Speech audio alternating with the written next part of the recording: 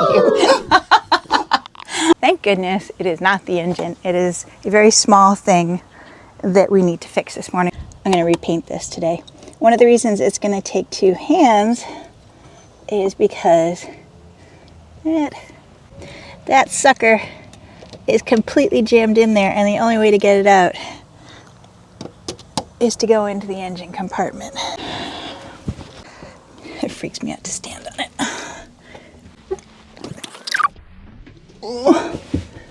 Oh, that's not going to be hard. Look, we can almost, it just comes right out. We can almost just go get a new one if we wanted. So let's not get a new one. Just push it back through the hole. Okay, I don't know why that thing's broken.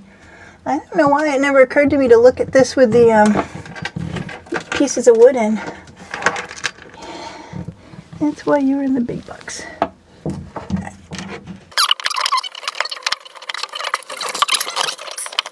Oh, I keep trying to like reach the hole and grab it from the other side, and I can't. I can see it. Huh? I can see it. Ah, I got it. Got it. You got it? Yep. Yes, but if it works. Maybe the shutoff is All the way clockwise. So I think this is hot and cold. like, This is not on and off. So on and off has to be somewhere easy to reach. I think that's the valve, that little silver thing, and I think that's broken. Because that white hose goes from the sprayer to that valve. I hear what you're saying, but that just says hot and cold. It doesn't say on and off. If you actually look at the valve. I agree. That white hose is connected to that silver valve. I agree with you. That's true.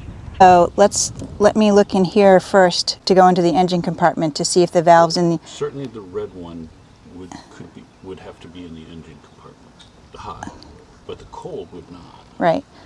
There's the red place in the back. Okay. You see it? Yep, I see it. Okay. So it goes right down into... Fuck you. I know. I just wanted to see if the shutoff valve was here. What were we doing wrong? Instead of spinning, you push down and it's off. Okay. See, I was spinning it when it was in the off position. So was I. You do that. Oh. All right. Mildly counterintuitive, but okay. Cool. Problem solved.